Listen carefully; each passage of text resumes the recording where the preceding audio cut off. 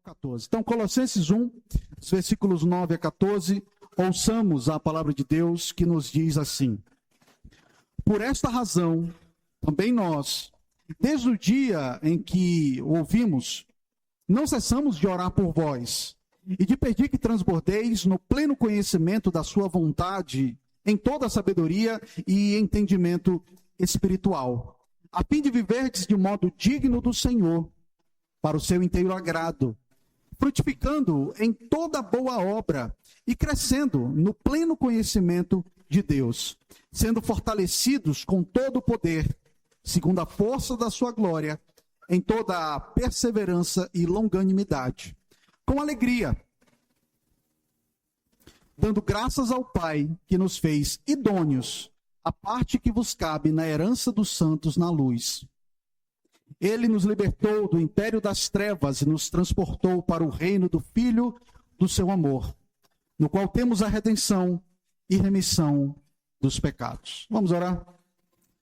Pai, agora que nós nos voltamos para a Tua palavra, nesse momento do culto, em que a Tua palavra é lida, exposta e aplicada às nossas vidas, nós te pedimos compreensão da Tua lei, nós pedimos submissão àquilo que o Senhor há de nos falar, e nos ajuda, Senhor, a contemplar as maravilhas da Tua lei, que possamos andar por esse texto com um coração grato, com um coração atento, para que possamos aprender a orar, por meio dessa oração do apóstolo Paulo registrada aqui nesse texto.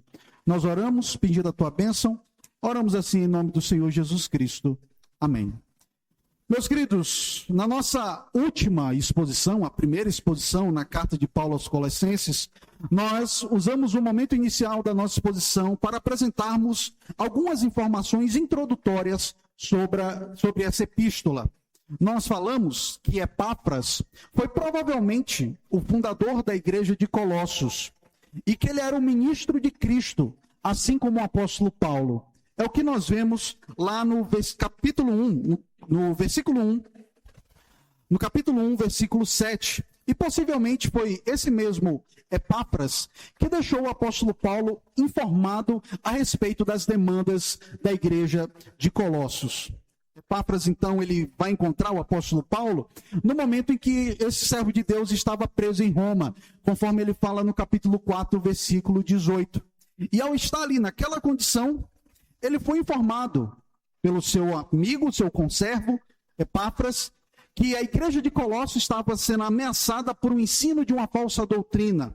E ao que parece, essa igreja de Colossos foi fruto do trabalho evangelístico de Epáfras, sendo então Epáfras um discípulo direto do apóstolo Paulo. Então, Paulo evangeliza Epáfras e Epáfras, por sua vez, evangeliza Colossos, fundando então a igreja naquela cidade. Então, o apóstolo Paulo escreve essa carta para os colossenses, não como fundador dessa igreja, pois provavelmente ele nunca foi lá, mas ele já conhecia a fama do apóstolo Paulo por causa do fundador da igreja, por Epáfras, o discípulo direto do apóstolo Paulo.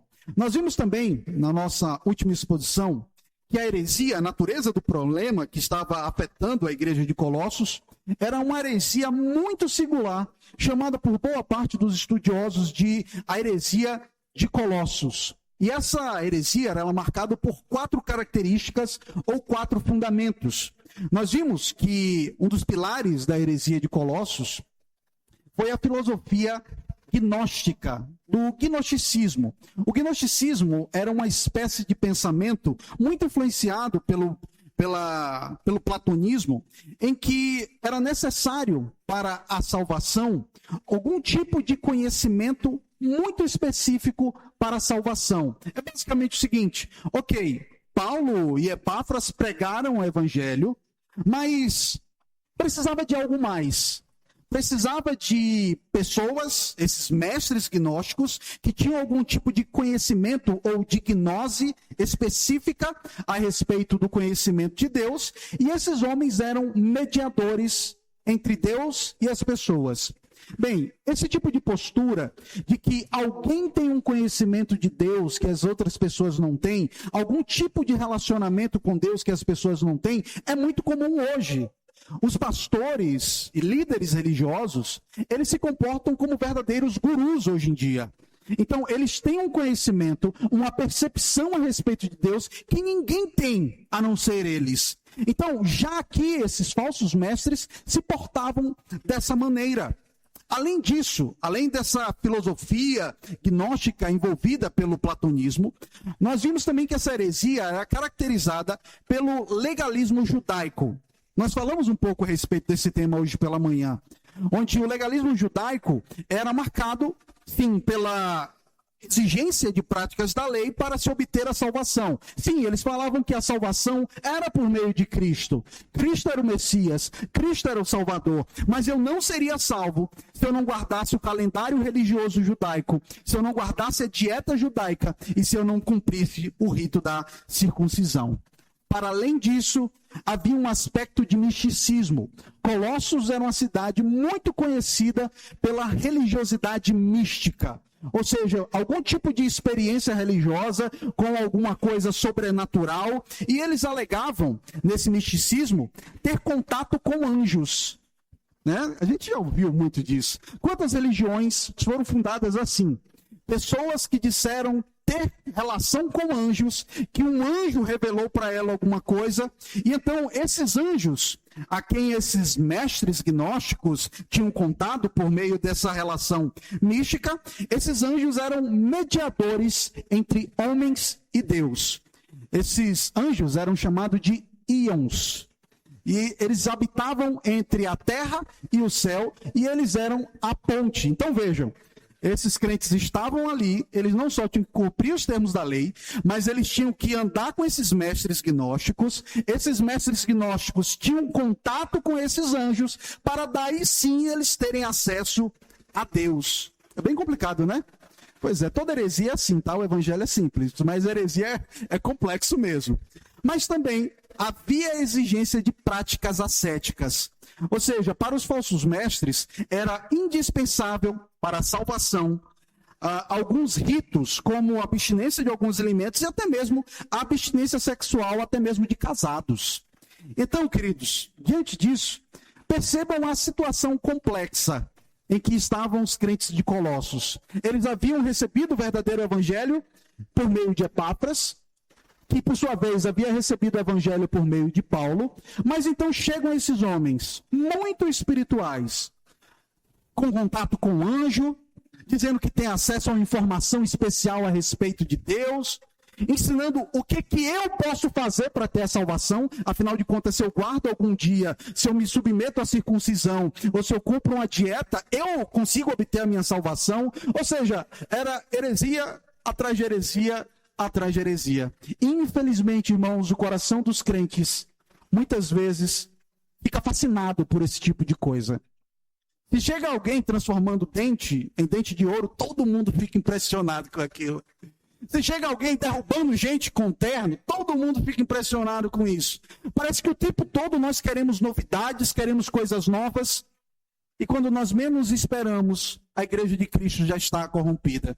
É por isso, então, que o apóstolo Paulo dá uma resposta bem enfática por meio dessa carta aos crentes de Colossos. A nossa suficiência para a salvação vem de Cristo e dele somente. Precisamos de Cristo para sermos salvos. E a salvação em Cristo é, então, o tema central dessa epístola. Vimos que, apesar dos ataques dos falsos mestres presentes ali na igreja de Colossos, a igreja ainda ficava firme. A igreja caminhava bem, apesar de ser assaltada por esses falsos mestres. E é justamente por eles amarem o Senhor e andarem de conformidade com a lei do Senhor, que o apóstolo Paulo orava. Tanto que eu falei para os irmãos na última exposição, que do versículo 3 até o versículo 12, é uma seção que é uma grande oração do apóstolo Paulo. É uma grande oração. Quando Paulo começa a falar o motivo e por quais transformações ele orava em relação à vida dos colossenses. Ele orava, em primeiro lugar, no versículo 3, grato pela vida de cada um dos irmãos da igreja de Colossos. E essa oração de gratidão, como ele fala, versículo 13, ele diz assim, ó, damos sempre graças a Deus. Como que dá graças a Deus? Por meio de uma oração de gratidão. Ele diz, damos graças a Deus, Pai de nosso Senhor Jesus Cristo, quando oramos por vós. E por esse motivo, então, ele orava agradecendo a Deus, e essa oração estava baseada em 3 pilares. Primeiro, no versículo 4, quando ele diz, desde que ouvimos da vossa fé em Cristo Jesus. Que vocês acreditam de fato que Jesus é o Messias, que vocês acreditam de fato que Jesus é o Salvador.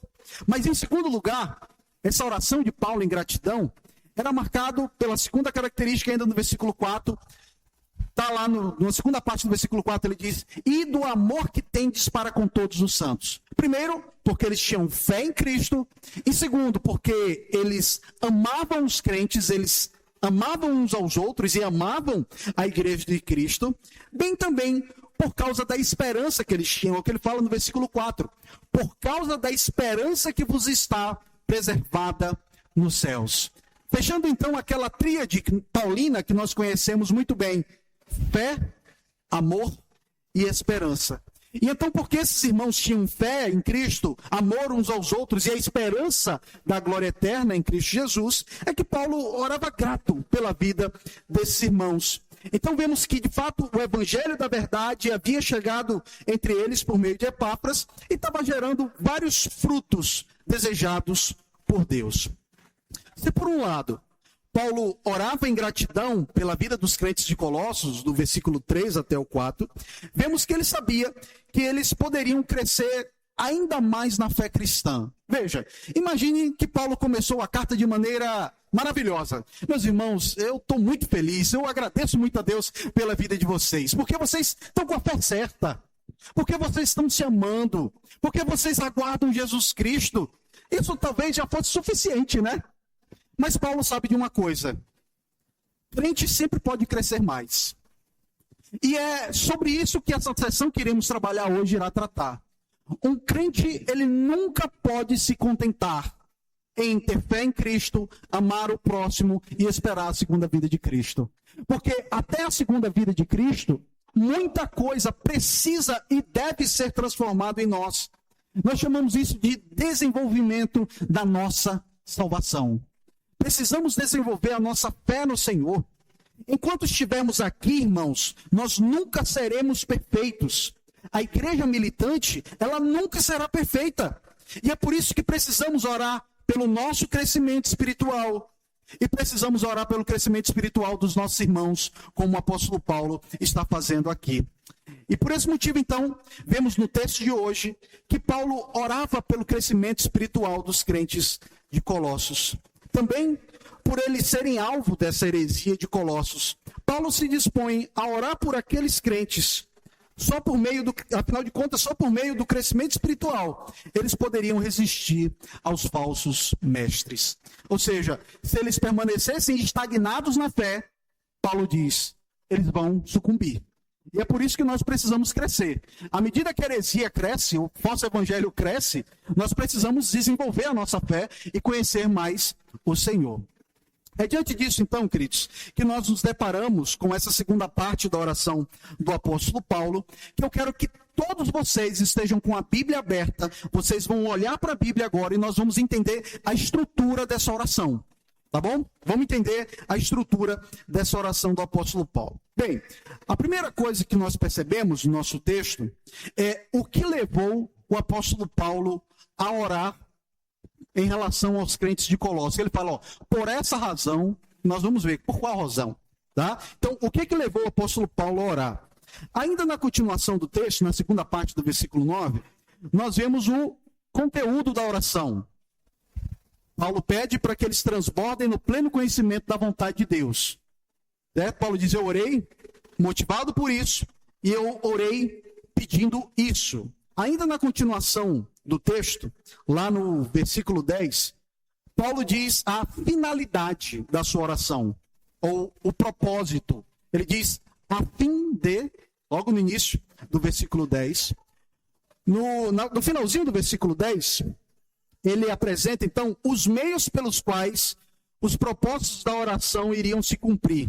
E aí ele usa 3 verbos Quero que vocês olhem aí comigo, lá no finalzinho do versículo 10, ele fala assim, ó, a fim de viver de modo digno do Senhor, para o seu inteiro agrado, aí ele usa assim, ó, frutificando em toda boa obra. Então, o primeiro verbo. Segundo, crescendo no pleno conhecimento de Deus.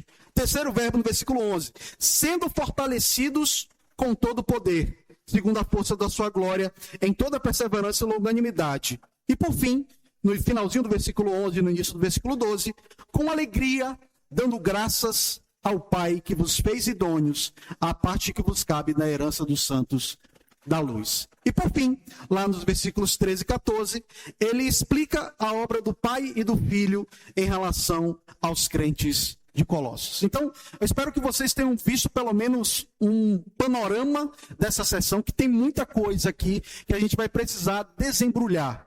Eu gosto de usar a ilustração, um antigo, vocês devem se lembrar, alguns de vocês, daquilo que antes se usava, que era o arquivo zipado, lembra? E aí você tinha que descompactar aquele arquivo. Pois então, nós vamos descompactar esses versículos, que tem muita informação e muita riqueza para a nossa vida. Bem, eu me proponho a caminhar com vocês, pelo menos até a primeira metade do versículo 10, eu acho que a gente já vai ter muita informação para ver aqui. Bem, vejamos no texto a oração de Paulo em favor do crescimento espiritual dos crentes de Colossos. E Paulo começa afirmando o motivo que levou ele a orar pelos colossenses. O texto começa com a seguinte expressão, por esta razão, ou seja, por causa disso. A pergunta que fica é, qual razão? Por qual razão Paulo não cessa de orar pelos crentes de Colossos? Bem, naturalmente por aquilo que ele disse anteriormente.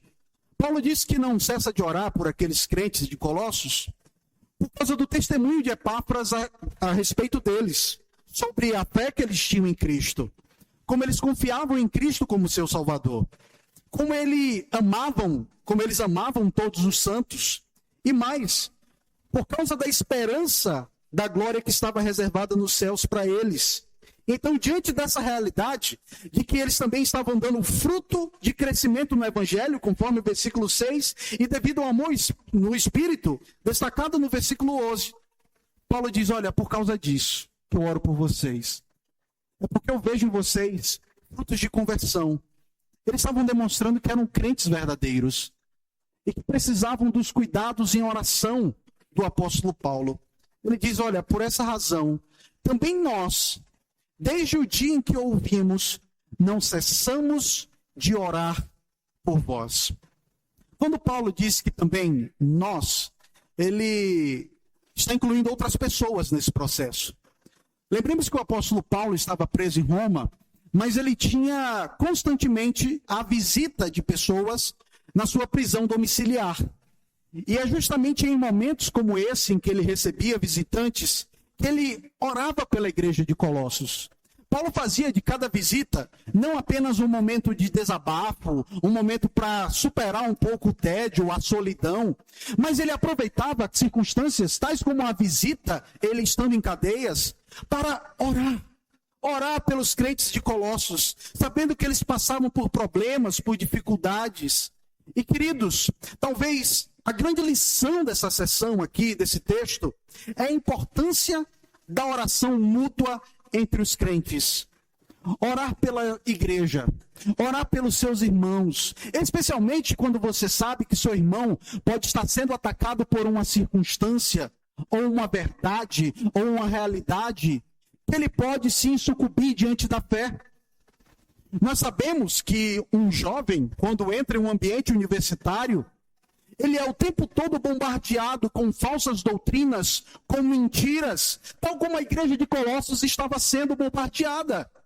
E é nesse momento, queridos, que nós como igreja temos que lembrar de orar por todos aqueles que estão em circunstâncias difíceis, porque eles já deram um bom testemunho do Evangelho, para que essas pessoas não abandonem a fé.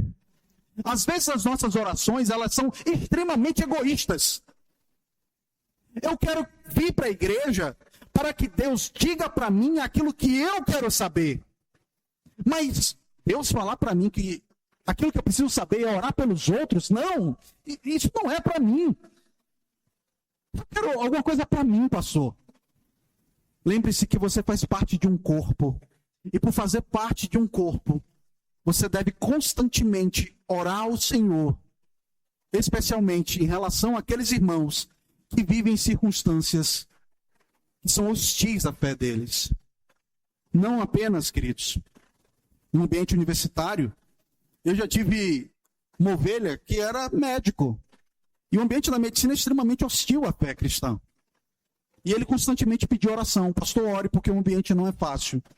Eu tenho que lidar com mentira, falsidade, licenciosidade. Orar pelos irmãos quando sabemos que eles estão passando por momentos de dificuldade. E Paulo ainda fala, não só que ele orava, mas que ele não cessava de orar. Não é que ele fazia uma oração, sabe? Pingava uma oração. Mandava um zap para Deus, não. Era constantemente orando. E a pergunta que fica é, você ora cessantemente por alguém? Especialmente quando esse irmão da igreja está exposto a uma situação que é hostil à fé cristã, você ora por ele, você pede para que Deus abençoe e seja gracioso. É isso que vemos o apóstolo Paulo fazemos aqui. E então vejamos o que Paulo orava ao Senhor, pedindo a Deus em favor dos crentes de Colossos, na continuação do versículo 9. O texto afirma o seguinte: e te perdi que transbordeis no pleno conhecimento da sua vontade, da vontade de Deus. A oração é simples, é para que eles transbordassem no pleno conhecimento da vontade de Deus. Queridos, só essa expressão aqui já há muito a olharmos e entendermos. Aqui Paulo faz um contraste, claramente, entre o conhecimento da vontade de Deus, que os crentes de Colossos precisavam, e é por isso que ele orava por isso, e o falso conhecimento que era proposto pelos mestres que estavam ali na heresia de Colossos. Lembram-se que o gnosticismo, ou a palavra gnose, ela significa conhecimento. Então, o que esses homens propunham para os crentes de Colossos? Eu vou dar para vocês um conhecimento que ninguém tem, nem mesmo os apóstolos, nem mesmo esse tal de Epáfras que está com Paulo em Roma. É o conhecimento que eu vou dar para vocês. E aí Paulo diz, olha, eles querem dar para vocês conhecimento? Pois eu oro todo dia por vocês para que vocês tenham conhecimento. Esse é o verdadeiro conhecimento que vocês precisam. O conhecimento que eu oro para que vocês todo dia tenham. Mas então, o conhecimento da vontade de Deus. Bem, o que é a vontade de Deus? Talvez seja a grande pergunta. O que o apóstolo Paulo está se referindo aqui à vontade de Deus? Primeiro, deixe-me dizer o que não é essa vontade. Há um tipo de vontade de Deus que dentro da teologia nós chamamos de vontade secreta ou decretos eternos, que nós não conhecemos. Eu não sei exatamente o que Deus vai fazer comigo amanhã ou daqui a um ano. Eu não sei. O que Deus determinou para o resultado da política do Brasil? Eu não tenho a mínima ideia. Eu não tenho a mínima ideia. Então isso nós chamamos de vontade de Deus, uma vontade secreta. Mas há aquilo que nós chamamos de vontade revelada ou vontade preceptiva, que está presente na Bíblia. Ou seja, a vontade de Deus que eu seja santo. A vontade de Deus que eu não minta, que eu não venha roubar, que eu não cobice nada que é do outro. Então, o apóstolo Paulo ele está falando, olha, esses homens querem entregar para vocês um conhecimento, mas eu oro todos os dias para que vocês tenham um conhecimento. Mas não conhecimento místico, alguma coisa desse tipo. O conhecimento da palavra de Deus. A vontade de Deus que já está revelada a nós. E então, queridos, claramente o que o apóstolo Paulo está fazendo aqui é confrontando o falso conhecimento que esses homens estavam oferecendo para os crentes de Colossos. E eu quero destacar 3 aspectos desse pedido de Paulo, a respeito dessa oração para conhecimento, para que eles transbordem do pleno conhecimento da vontade de Deus. A primeira coisa que eu quero destacar é quem enche uma pessoa de conhecimento. Esse verbo transbordar aqui, ele está na voz passiva. Poderia ser traduzido como sejais enchidos. Isso mostra que é Deus quem nos enche de conhecimento dele. Não é algo que fazemos por nós mesmos. algo como a voz reflexiva, né? Por exemplo, se eu me cortei, isso está na voz reflexiva. Mas aqui o verbo está no passivo. É Deus que nos enche do conhecimento dele. E é por isso, então, que nós temos que buscar ao Senhor para que nós possamos conhecê-lo mais. Para que nós possamos ter mais comunhão com ele. E claramente, com que essa pessoa nos enche? Ela enche com conhecimento da sua vontade. Uma vontade que, como eu falei, não é misteriosa, não é nada oculto, não é nada que eu preciso ver um anjo, ter uma aparição para saber qual é a vontade de Deus, mas a vontade de Deus já é algo revelado em sua palavra. E o quanto que essa pessoa nos enche? Paulo diz, para que vocês transbordem do pleno conhecimento de Deus. E o transbordar aqui é algo constante. Andar continuamente cheio do conhecimento de Deus. Esse conhecimento da vontade de Deus, claramente só poderia ser obtido por meio do verdadeiro evangelho que os colossenses haviam recebido por meio de Epáfras. O mesmo evangelho que Cristo legou aos apóstolos, os apóstolos legaram a outros homens, tal como Epáfras, e Epáfras, então, havia ensinado aos crentes de Colossos. E, queridos, esse mesmo conhecimento que o apóstolo Paulo se refere hoje, ele nos é oferecido hoje. O pedido de Paulo de fazer com que os crentes transbordassem do pleno conhecimento da vontade de Deus é algo que nos é oferecido hoje. Você quer conhecer a vontade de Deus? Isso é pouco. Deus quer que você transborde do conhecimento dele. E ele mesmo vai fazer isso. Porque é a vontade dele que você conheça ele. Um conhecimento que você não precisa ficar buscando algum tipo de experiência mística. Mas que você busque a Deus por meio da palavra dele. Por meio daquilo que é a mensagem dos apóstolos, que chegou até nós. Meus irmãos, a oração de Paulo era para que os crentes conhecessem a vontade de Deus. Isso mostra claramente que a nossa oração não deve cuidar primariamente para que Deus faça o que nós queremos, a nossa vontade, mas para que nós conheçamos a vontade dele e façamos o que ele quer. Veja, Paulo ora para que aqueles crentes conheçam, transbordem do conhecimento da vontade de Deus. E quando nós oramos, o que nós queremos, às vezes, é que Deus saiba tudo o que é a nossa vontade, para que ele faça como nós queremos. O seja feita a sua vontade é mudado por seja feita a minha vontade. É como se Deus não soubesse exatamente o que a gente quer, e a gente vai orar para dizer para ele, dizer tudo o que a gente quer. Quando Paulo diz, olha, eu oro, não necessariamente para que Deus saiba tudo o que você quer, porque ele sabe, mas para que vocês saibam tudo o que Deus quer. E nós precisamos, irmãos, nos apresentar em oração assim, como pessoas que querem ser instruídas por Deus, que quer crescer na fé, ler a palavra e amar a palavra como alguém que é sedento por conhecer mais esse Deus. Será que você tem orado para que você e a sua igreja transbordem no conhecimento da vontade de Deus? Ou você acha que já sabe o suficiente? Você acha mesmo que sabe o suficiente do Evangelho? Você acha mesmo que sabe o suficiente a respeito de Cristo? Você acha mesmo que você conhece tanto a lei de Deus que não há mais como você crescer? Precisamos orar pelo nosso crescimento espiritual. Orar pelo crescimento espiritual dos nossos irmãos. E vejam que a ênfase de Paulo está no conhecimento e não no sentimento. Nos nossos dias, é muito comum que as pessoas cheguem na igreja, leiam a Bíblia, ou façam qualquer outra coisa em relação a Deus, buscando um sentimento, uma sensação, sabe? Pastor, fui naquela igreja e, pastor, eu arrepiei todinho, pastor.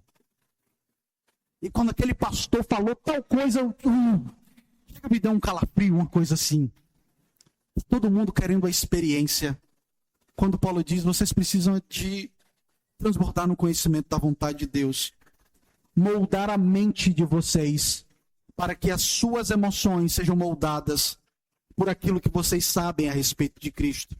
Então, ainda no versículo 9, Paulo mostra que para esse transbordar no pleno conhecimento de Deus, seria necessário duas coisas. No finalzinho do versículo 9, ele fala: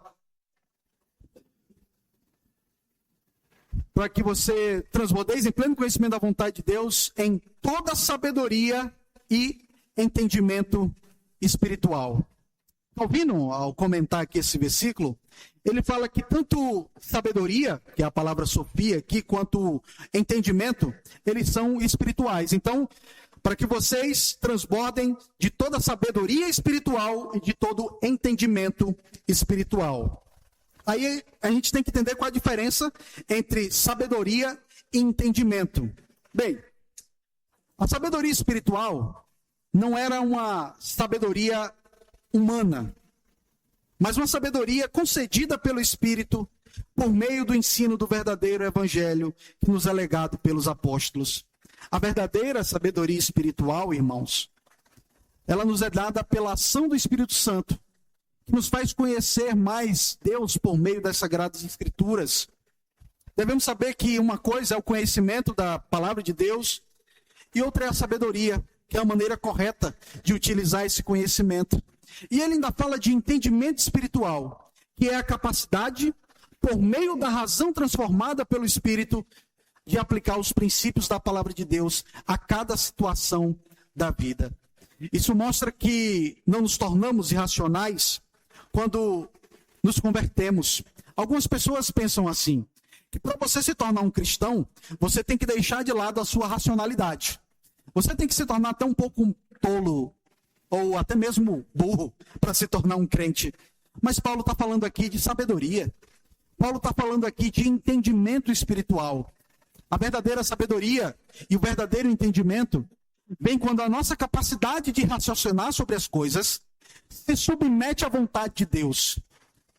Então, ninguém é sábio, ninguém tem entendimento se a sua razão não for submetida ao conhecimento da palavra de Deus. Há um livro muito precioso que é a Inteligência Humilhada. Não sei quantos de vocês já, do Jonas Madureira, não sei quantos de vocês já leram esse livro. Em que a tese do livro é basicamente o seguinte: a nossa razão, a nossa sabedoria, o nosso entendimento, ele só se torna a verdadeira sabedoria e o verdadeiro entendimento quando ele se submete ao conhecimento da vontade de Deus, por meio da palavra. Então, quando nós nos convertemos, nós não assumimos um homicídio intelectual, mas uma submissão da nossa mente. A nossa mente nos prega peças, nos faz tomar decisões erradas, mas à medida que a nossa sabedoria e entendimento é submetida à palavra de Deus, aí sim, nós seremos verdadeiramente sábios.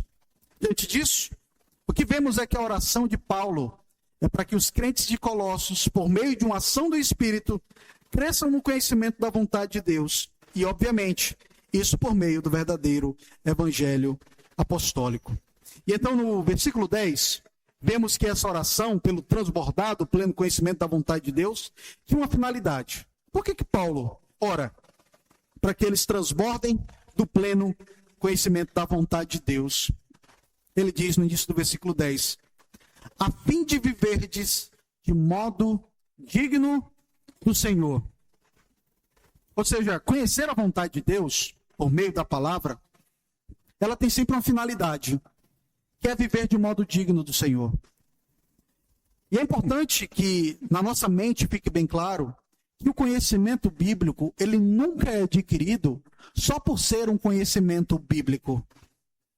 O conhecimento bíblico, ele nos é legado para que nós possamos viver assim como o apóstolo Paulo diz.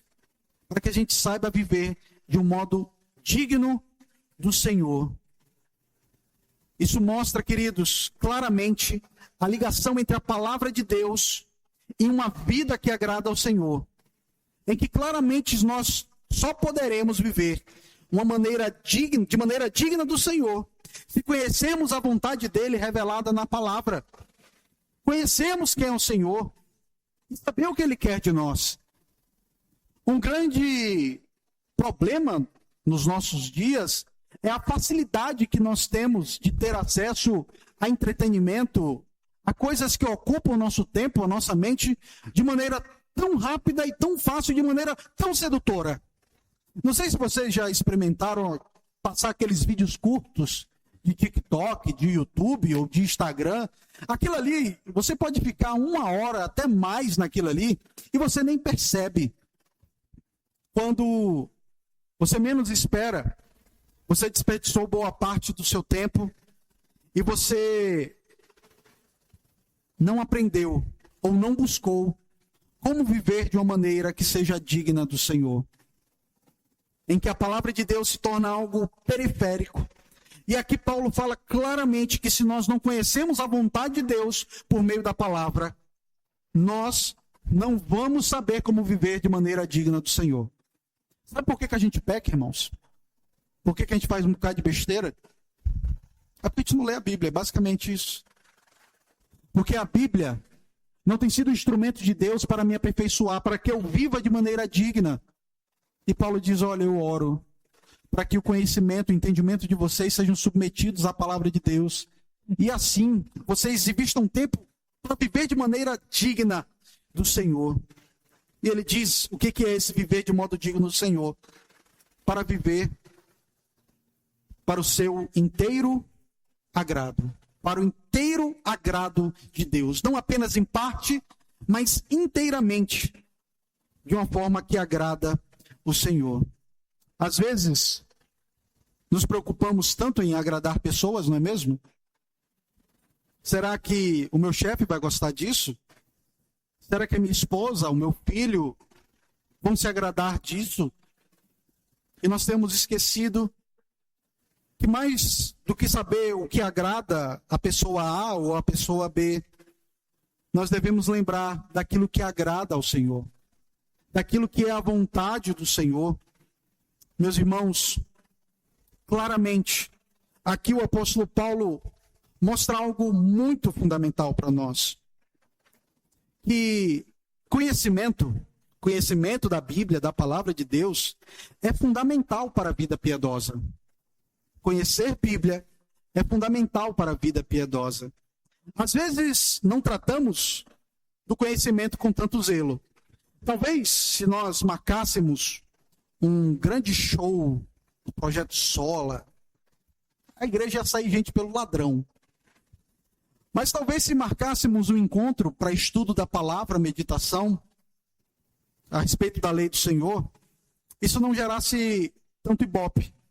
Porque as pessoas preferem muito mais coisas que dão sensações a elas.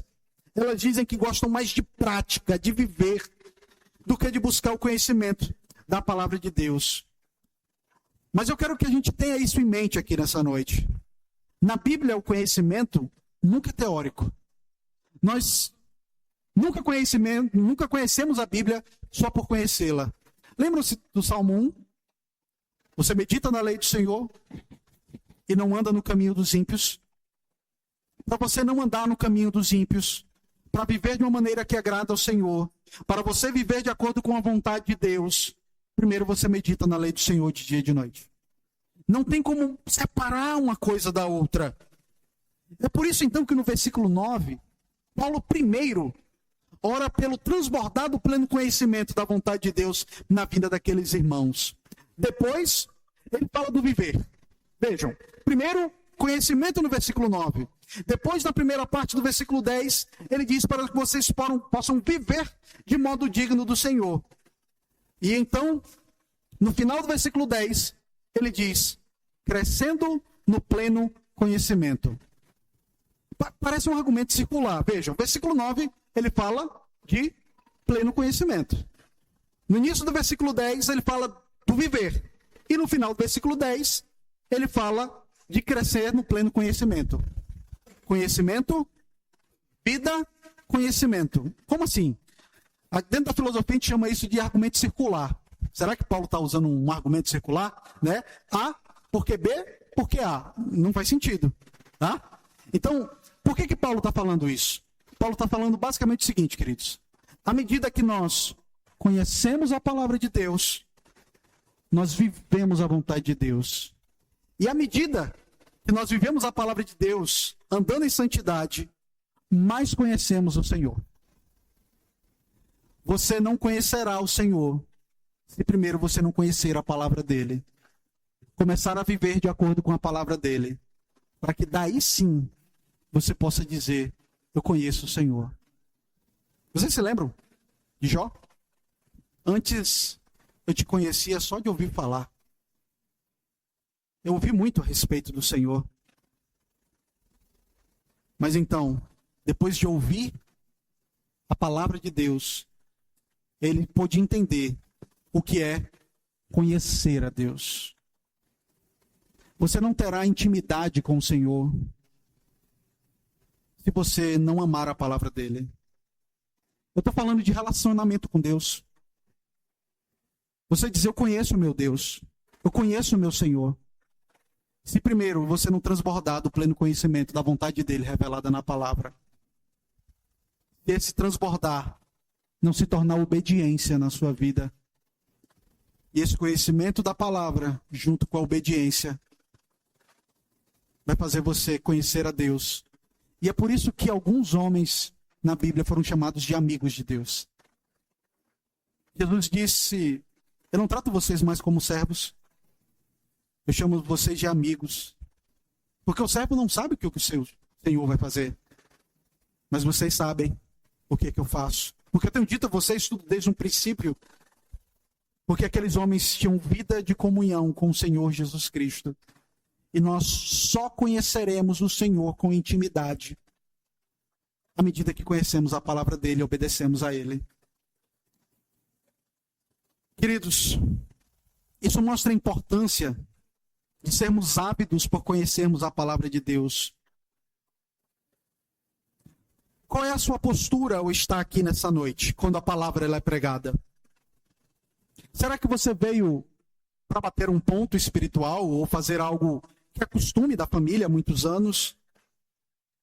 Ou você veio para conhecer a vontade de Deus? Você veio para andar de conformidade com a lei de Deus? Você veio para que essa palavra lhe leve a conhecer verdadeiramente o Senhor? É por isso que nós devemos saber exatamente como ouvir sermões. Devemos saber como sentar e ler a Bíblia. Nós devemos saber como sentar e ouvir uma aula de escola dominical. Porque todas as vezes que a palavra de Deus ela é exposta para nós e não muda nada na nossa vida, só se torna um amontoado de informações com nome de pessoas, períodos, reis, personagens bíblicos, e não se torna em algo que transforma a nossa vida. Certamente, nós podemos dizer que não conhecemos a vontade de Deus e não vivemos de uma maneira que seja digna do Senhor, para o inteiro agrado do Senhor. Meus queridos, deixe-me encerrar a minha exposição com alguns questionamentos que nós precisamos fazer. Não esqueçam a natureza desse texto que acabamos de ler. Paulo está orando. Esse texto é uma oração. E a oração é basicamente para que crentes transbordem no pleno conhecimento da vontade de Deus, que eles tenham sabedoria, entendimento, e vivam de uma maneira que seja digna do Senhor, para o inteiro agrado do Senhor, e crescendo no pleno conhecimento de Deus. Queridos, seja franco. Você ora por sua igreja em relação a isso? Você ora para que a sua igreja seja uma igreja mais madura? Para que as pessoas transbordem do conhecimento de Deus revelado na palavra? Ou será que quando você para orar, você ora apenas por sua unha encravada? Você ora apenas pela compra da casa, ou do carro, ou do terreno, ou de alguma coisa do tipo que você vai fazer? Nós precisamos orar pelo nosso crescimento espiritual. Os crentes de Colossos já tinham uma fé, já amavam uns aos outros e tinham esperança da glória eterna, mas faltava alguma coisa, que é o desenvolvimento da salvação. E eu quero que você, nessa noite, tenha plena consciência no seu coração que você pode buscar mais o Senhor. Não se contente em apenas saber as verdades do Evangelho. Queira conhecer a Deus, andar com Ele, ter intimidade com Ele. E aqui eu não estou falando como os mestres gnósticos, tá? Alguma experiência mística. Não é isso. Mas é conhecer mais a palavra para se tornar um homem mais de oração, uma mulher mais de oração e que anda mais com Deus. E que as pessoas olham para você e veem Cristo mais e mais na sua vida. Que você transborde desse conhecimento. Devore a Bíblia. Leia, estude, medite, pare constantemente para entender a vontade de Deus. Talvez você esteja como uma barata tonta, orando, Deus, qual é a sua vontade? E Ele já revelou a vontade dEle aqui. A vontade para que sejamos sábios e tenhamos entendimento espiritual. Meus queridos, o meu grande objetivo nessa noite é que Deus nos dê um santo descontentamento com a nossa vida espiritual. Um santo descontentamento com a nossa vida espiritual. Que a gente não se contente apenas em ter fé em Cristo. Amar uns aos outros. Esperar a segunda vinda de Cristo. Mas, enquanto estivermos aqui, que vocês queiram transbordar do conhecimento da vontade de Deus. Que vocês queiram transbordar dessa comunhão gloriosa que Cristo nos oferece. Meus irmãos, eu não sei quantos de vocês já leram diários dos puritanos ou experiências como o diário de um missionário chamado David Brainerd, missionário entre os índios. Queridos, é vergonhoso ler o diário daquele homem e ver a natureza das experiências que ele tinha com o Senhor em oração e lendo a palavra do Senhor. Ler a experiência de homens como John Owen, George Whitefield. E eu estou falando desses homens porque são da nossa tradição, tá? São homens da tradição reformada. Homens crentes de verdade, que defendiam a confissão de fé e tudo mais. Mas eram homens que conheciam o Senhor. Por isso, queridos, ore pela sua vida, mas ore pela sua igreja. Para que essa igreja transborde no conhecimento de Deus.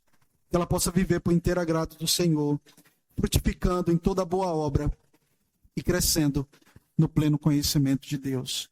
Que o Senhor seja misericordioso e nos abençoe.